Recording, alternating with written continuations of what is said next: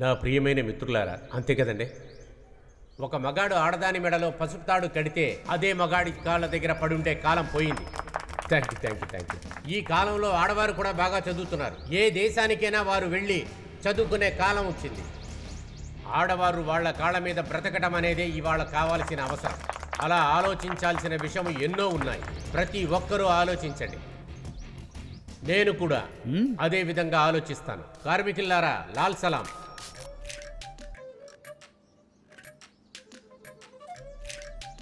ఏమే జానకి, ఇక నీ అలంకారాన్ని ఆపుతావా? భోజనం పెట్టి చాలా సేపు అయింది, వచ్చి తింటావా? నాకేం వద్దమ్మా. మరెందుకే పొద్దునే లేచి నేను ఇంత కష్టపడ్డాం చెప్పు? ఊరికే ఉండ. తండ్రికి కూతురికి ఏమి వద్దంట. నువ్వేమో నాకు వండి పెట్టక్కర్లా. ఇవాళ పార్టీ ఆఫీసులో లంచ్. అయితే మీరు కూడా ఏమి తినకండి. రేపటి నుంచి నేను ఏవి వండను. అక్కడ బీ ఫస్ట్ గీ ఫస్ట్ అంట.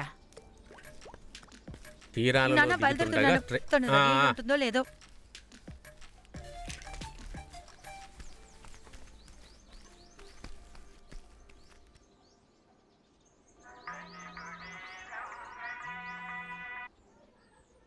హలో అన్నా, బ్రేక్ఫాస్ట్ క్యాన్సిల్ అయిందా? అవును, దొరికిన డబ్బు సరిపోలేదు అందుకే. సరేలే. అమ్మా ఉషా, నువ్వేదైనా చేస్తుంటే తీసుకురా. తనకి చేసిందంతా నేను తినేశాను. కావాలంటే మీరు చేసుకోండి, లేకపోతే వెళ్ళి బోండాలు తినేసారండి. ఛీ, ఇవాళ కూడా అదే బోండానా?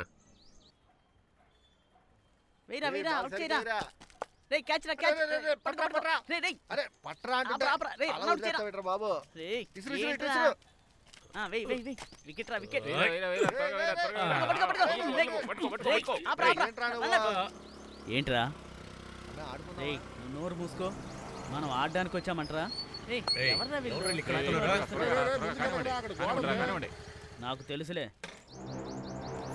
నాకు సరితూగే వాళ్ళు ఒక్కరూ లేరు. రే చేతిరా, నాకు బ్యాట్ ఇవ్వకపోతే ఒక్కడిని వదిలిపెట్టను. నా శక్తి ఇవ్వరా?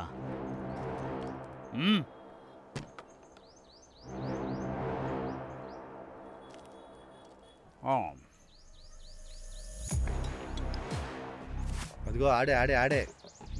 వాడా? అవునవును ఆడే. అయిపోయావరా, నీ అంత తేలుస్తాను.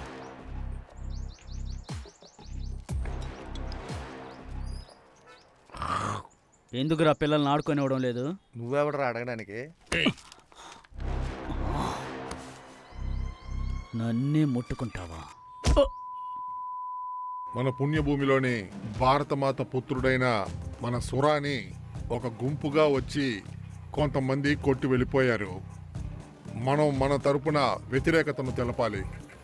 అది చాలా ఖచ్చితంగా చేయాలి. శ్రీ కాశీకి లాగా మనతోనే జనం మధ్యలో కూర్చోడానికి, మాట్లాడడానికి మనతో ఉన్నవాడేవాడు. అందుకోసం మన పంచాయతీలో ఆ చికిత్సకు కావలసిన డబ్బుని మనం ఏర్పాటు చేద్దాం అనుకుంటున్నాం. భలే చెప్పారా. భారతమాత పుత్రుడు సంతోష్ కి జై. విజయ్ అన్న వాళ్ళ ఇంటి దగ్గరికి వెళ్ళాలి. వాళ్ళ అమ్మాయి పెళ్లి గురించి కొంచెం మాట్లాడాలి. ఏదో ఒకటి చేసి జరిపించి తీరాలి. ఆయన ఇంట్లో ఉంటే కలిసి మాట్లాడాలి, అందుకే వెళ్తున్నాను. నేనా విజయ్ అన్న వాళ్ళ ఇంటి దాకా వెళ్ళొస్తాను. ఎలాగైనా వచ్చిన పని పూర్తి చేసుకోవాలి.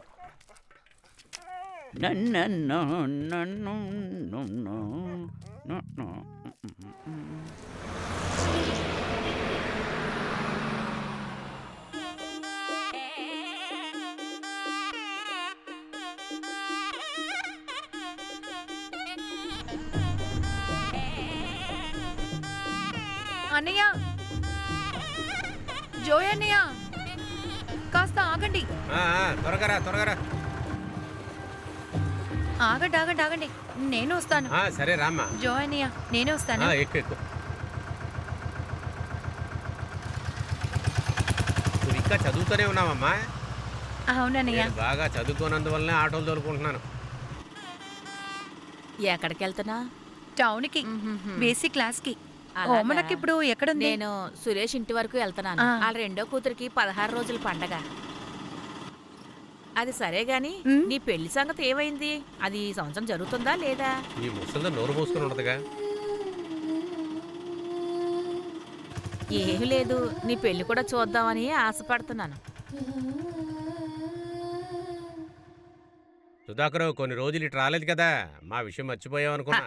అదెలా మర్చిపోతాను, మీరు నాకు ఈ పని అప్పగించారు కదా. ఇదిగోండి ఈ ఫోటో చాలా చూడండి. ఫోటోలు తెచ్చావే. అందరూ చాలా మంచి కుర్రాళ్ళు, చూడండి. అందరూ బాగానే ఉన్నారు కదండి? ఇదిగో చూడండి, ఇలా బాగున్నారు. చూడండి, మీరు నాకు చెప్పాలా చెప్పండి. ఆ ఫోటోలో ఉన్న వాళ్ళందరూ మంచి కుర్రాళ్ళే. ఇప్పుడు చూసిన కుర్రాడు బెహర్లో ఉన్నాడు. పెళ్ళైన తర్వాత అమ్మాయిని కూడా అక్కడికి తీసుకెళ్లాలనుకుంటున్నాడు. నన్ను అడిగితే విజయన్న, ఈ సంబంధం ఖచ్చితంగా మనకి సెట్ అవుతుంది. అది కాదురా, మాకు నచ్చలేదని కాదు, ఎంతైనా అమ్మాయిని అడగకుండా ఎందుకని. ఏంటి అడిగేది? నువ్వు తిను బాబు. నేను ఇలాంటి బేకరీ ఐటమ్స్ పెద్దగా తిన్ను. మీలాంటి గౌరవప్రదమైన కుటుంబంలో పుట్టిన అమ్మాయి గురించి ప్రత్యేకంగా చెప్పాలా? పెద్దవాళ్ళందరూ కలిసి నిర్ణయిస్తే అమ్మాయి తల ఉంచి తీరుతుంది అంతే. తను కూడా మంచి మార్కులతో బిఏడి పాస్ అయింది. అందుకే అమ్మాయి ఒక మంచి పని దొరికినాకే పెళ్లి చేసుకుంటానని చెప్తుంది.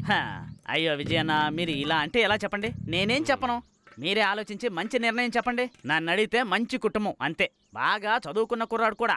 ఉమ్. అతను చెప్పేది వినటానికి బాగానే ఉంది, అంతే కదా. నిర్ణయించుకొని చెప్పండి.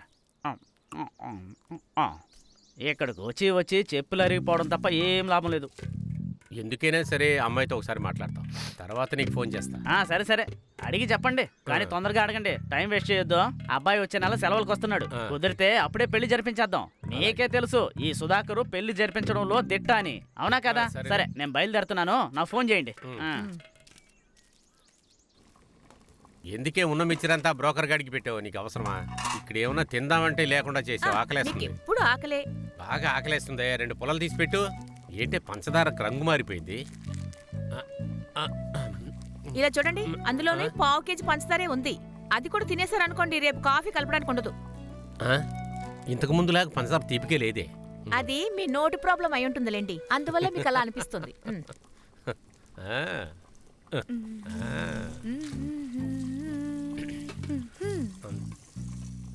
అమ్మా, డాడీకి కొంచెం చెయ్యి మసాజ్ చేస్తావా? ఇదిగో వస్తున్నా. ఏంటి మిస్టర్ విజయన్, ఈ రోజు కూడా ప్రాబ్లంలో ఇరుక్కున్నారా? సుధాకర్ గాడి ఇక్కడికి వచ్చాడు. ఎవరు సుధాకరు? అదే బ్రోకర్ సుధాకర్. అందుకే ఇప్పుడు మసాజ్ కావాలా? నానా, నేను ఇంతకు ముందు చాలా సార్లు చెప్పేశాను, ఈ ఒక్క విషయం మాత్రం నాతో చెప్పొద్దని. నీతో చెప్పకపోతే ఎవరితో చెప్పాలే? ఎన్ని రోజులైంది? అయితే నేను ఒక పని చేస్తాను, అమ్మలాగే ఏదో ఒక ఫ్రాడ్ని. నేను నాన్నని అనలేదు, ఏదో తలమాసలోని పెళ్లి చేసుకుని వంటింట్లోనే పడుంటాను, సరేనా? వద్దులేవే, నువ్వు ఇలాగ అందరికీ వంకలు పెట్టుకుంటూ పోతూ ఉండు. ఈయనకేమో బుర్ర పనిచేయడం లేదు, అందుకే నేను తలుచుకుంటూ ఆయన ఉంటున్నారు. అమ్మా, నేను పెళ్ళే వద్దని చెప్పట్లేదు, నాకు మీరిద్దరు కొంచెం టైం ఇవ్వండి. ఆ జ్యోతిషుడు గోవిందుడు చెప్పింది మీరు వినలేదా? 25 సంవత్సరాలకి పెళ్లి జరగకపోతే మళ్ళీ 35 సంవత్సరాల వరకు జరగదంట. నేను ఒక విషయం చెప్పనా, ఈ జ్యోతిష్కులు ఫాదర్ ని అడిగే మనం నిర్ణయం తీసుకోవాలా? ఎన్ని రోజులని వాడు చెప్పాడు వీడు చెప్పాడని చెప్తూ ఉంటారు. అది కాదమ్మా. మీకు అవమానంగా ఉందా? మీరు పెద్ద కమ్యూనిస్ట్ కదా. అవును.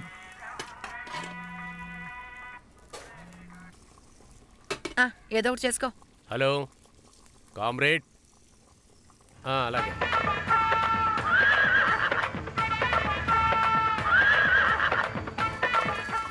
మాకు ప్రియాతి ప్రియమైన ప్రజలారా, అందరూ ఆలకించండి. ఈ ఉత్సవంతో మన ఊరు మన్మధుడు గారి జయంతిని జరుపుకోవాలని అనుకుంటుంది. 28వ తారీఖున జరిగేటువంటి పోటీలకి మన గ్రామంలో ఉన్న ప్రజలందరినీ నీళ్లలో మునగడానికి ప్రేమగా ఆహ్వానిస్తున్నాము.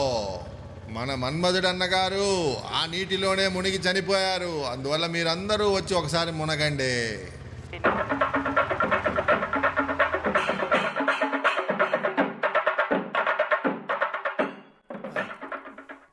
ఆ బాత్రూమ్ మ్యాటరే కదా, అది నేను చెప్పుకుంటానులే.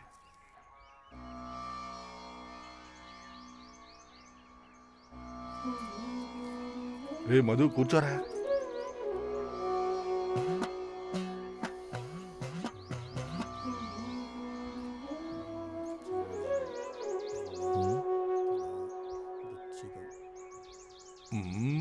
ఇది పెద్ద గొడవ ఎలాగుంది? అలాగంతా చెప్పొద్దండి. అది కాదు, త్వరగా వదిలేలా లేదు ఇది.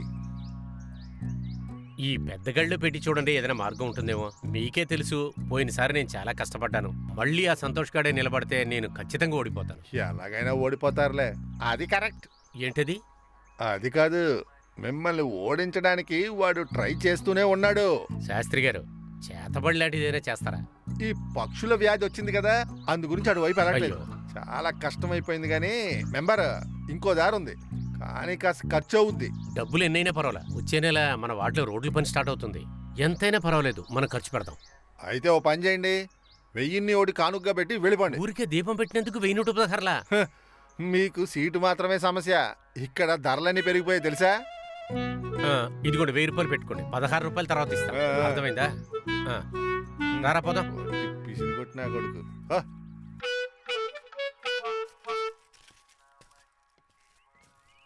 నీ ఐడియా సూపర్ అన్నా. ఇతని దగ్గర నుంచి 1500 తీసుకోవాలరా పార్టీ పండు. మన దగ్గర నుంచి 1000 రూపాయలు దొబ్బడిగా. వీడి దగ్గర నుంచా? 2000కి తగ్గకూడదు మనం. ఖచ్చితంగా వాడిని ఊరికే వదలకూడదు. రారా. నువ్వు గెలుస్తావరా? అరే మధు. ఆ, ఆ.